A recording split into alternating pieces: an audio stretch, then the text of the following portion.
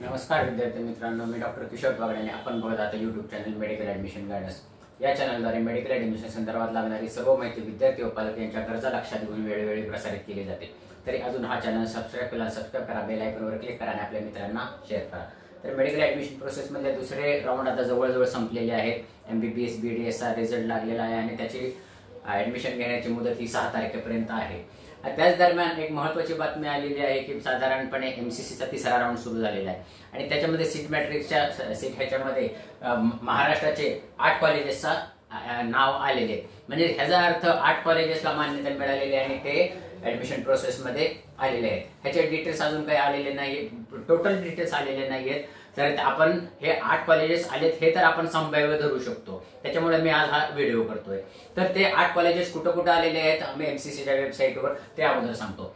अंबरनाथ, बुलढाणा, हिंगोली, भंडारा, अमरावती, वाशिम, गडचिरोली आणि जालना ह्या 8 जिल्ह्यामध्ये जिल्ह्याच्या ठिकाणी हे कॉलेजेस अलॉटमेंट झालेले आहेत. पण ह्या कॉलेजला सीट्स किती आहेत वगैरे काय आहेत हे अजून आपल्याला समजलेलं नाही. निश्चितच तिसरा राऊंड सुरू होईल. तिसऱ्या राऊंडच्या सीट मॅट्रिक्स मध्ये आपल्याला कळलंच आणि त्याच्यामुळं त्याच्या पुढचा अंदाज बांधता येतील. तर साधारणपणे आपण महाराष्ट्रातल्या सर्व विद्यार्थी व पालक हे निश्चित करू शकतात की महाराष्ट्रामध्ये आता पुढे तिसऱ्या राऊंडला हे कॉलेजेस आलेले आहेत. तसंच मला हे पण सांगायचंय, ज्यांनी ऑल इंडिया कोटाचं रजिस्ट्रेशन केलेलं आहे त्यांनी पण आता ह्या जे काही तिसरा राऊंड सुरू होणार आहे MCCचा ऑल इंडिया कोटा गव्हर्नमेंटसाठी, तरी त्यांनी हे कॉलेजेस ऍड करावेत, म्हणजे त्यांचा एक फायदा होऊ शकतो.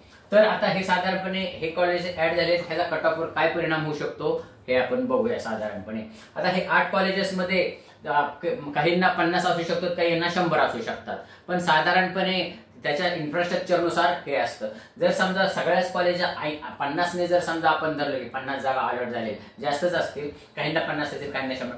50 गुणिले 8 म्हणजे 400 जागा होऊ शकतात. आणि जर 100 जागा असतील तर 100 गुणिले 8 800 जागा असू शकतात. ह्याची आपण सरासरी काढली, काहींना 50 आणि काहींना 100, तर साधारणपणे सरासरी 600 जागा, म्हणजे 600 जागा वाढू शकतात महाराष्ट्रामध्ये गव्हर्नमेंट MBBS साठी. तर ह्या 600 जागा वाढल्या तर ह्याचा डिफरन्स कसा होतो, आपण गटावर कसा परिणाम होऊ शकतो हे बघू. 600 जागा वाढल्या तर ह्याच्यामधल्या रिझर्वेशन मध्ये कशा जातात, ऑल इंडिया कोटाला 90 जातात, म्हणजे 15% 90 जागा जातात. म्हणजे स्टेटसाठी किती किती राहिल्या जागा, 510 जागा राहिल्या. 510 जागांमधल्या 50% रिझर्वेशन जातं. 50% रिझर्वेशन म्हणजे 255 झाला आणि ओपन मध्ये 255 झाले. पण आता ह्या 255 मध्ये परत SC BC 10% ह्याच्यामध्येच आहे. त्याचप्रमाणे EWS पण आहे आणि रिझर्वेशन मध्ये OBC SC ST VJ NT1 NT2 NT3 हे आहे. तर हे आपल्याला माहितीच आहे. तर आता ह्याच्यामध्ये साधारणपणे आपण सरासरी 600 जागांचं जर कॅल्क्युलेशन केलं तर हे 255 आणि 255 जागा वाढू शकतात. जर 255 जागा वाढल्या ह्याच्यासाठी ओपन साठी आणि रिझर्वेशन साठी, तर साधारणपणे 4 ते 5 मार्कांनी कट ऑफ कमी होऊ शकतो. हे अंदाजे आहे, हे कमी जास्त होऊ शकतं. पण आमचं हे काय असते, आमचं प्रेडिक्शन कसं असतं, 3-4 वर्षाचा जो काय आम्ही पाठीमागच्या जे काही प्रेडिक्शन हे आहे, हे काय प्रोसेस झालेली आहे त्यानुसार किती हे अंदाज असू शकतात. कट ऑफ कमी पण होऊ शकतो, वाढू पण शकतो. एका मार्कावर किती मुलं आहेत ह्याच्यावर अवलंबून आहेत. पण ह्या वर्षीचा जर आपण रिझल्टचा विचार केला तर एका मार्कावर बरेच विद्यार्थी आहेत असं लक्षात आलेलं आहे.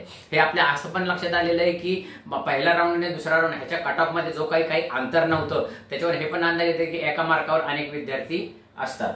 तर 255 जर जागा असतील तर 4 किंवा 5 मार्कांनी कट ऑफ कमी होऊ शकतो. आणि जर समजा 100-800 जागा झाल्या तर त्या 808 मार्कांनी सुद्धा कमी होऊ शकतो. तर आता ह्याच्यामध्ये गव्हर्नमेंटचा सेकंड राऊंडचा कट ऑफ 640 दरम्यान आहे.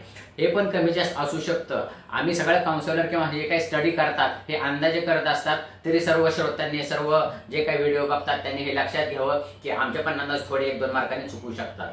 तर हा तुम्ही समजून घ्यावं. तर 640 जर कट ऑफ भरला तर आणि हे गृहीतक लक्षात धरले तर 632 ते 635 पर्यंत कट ऑफ कमी घेऊ शकतो गव्हर्नमेंट MBBS OBCचा ओपनचा. ह्याच्यामध्ये ओपन OBC SC BC हे धरलेले आहेत. मग तुम्हाला मागच्या व्हिडिओमध्ये मी प्रत्येक कॅटेगरीनुसार मी सगळे कट ऑफ सांगितले, त्यानुसार तो व्हिडिओ बघून तुम्ही ते मार्क वजा करून लक्षात घ्या. सेमी गव्हर्नमेंटचा अंदाजे कट ऑफ हा 605 आहे. सेमी गव्हर्नमेंटचा अंदाजे कट ऑफ 605 आहे, तो 603 पण असू शकतो, 608-5च्या वर तर नाही, साधारणपणे 603-602 पर्यंत असू शकतो. हे जर आपण काउंट केलं आणि हे जर आपण गृहीतक लक्षात घेतलं 255, तर 4 ते 5 मार्क म्हणजे साधारणपणे 600 मार्कापर्यंत परत कमी होऊ शकतो. पण खूपच हे झालं तर 595 पर्यंत सेमी गव्हर्नमेंटचा ओपन ओबीसी SC/BC चा कट ऑफ कमी होऊ शकतो आणि त्या दृष्टिकोनातूनच मग बाकीच्यांचे कट ऑफ कमी होऊ शकतात. तर ही खूप महत्वाची बातमी आहे विद्यार्थी व पालक यांच्यासाठी आणि ही आनंदाची पण बातमी आहे. तर सर्व विद्यार्थी पालक जे काही बाउंड्री लाईनवर आहेत त्यांनी जे काही टेन्शन मध्ये आहेत त्यांचं टेन्शन थोडं कमी होण्याची ही बातमी आहे. तर मला वाटतं की ही महत्वपूर्ण माहिती तुमच्यापर्यंत आलेली आहे. या अशाच माहितीपूर्ण व्हिडिओसाठी हा चॅनल सबस्क्राईब करा, बेल आयकॉनवर क्लिक करा आणि आपल्या मित्रांना शेअर करा, कारण हा चॅनल मेडिकल ऍडमिशन संपेपर्यंत तुमच्यापर्यंत महत्त्वाच्या बातम्या घेऊन येणार आहे आणि महत्त्वाची माहिती घेऊन येणार. एवढं बोलून आजचा विषय थांबवतो. जय हिंद, जय महाराष्ट्र.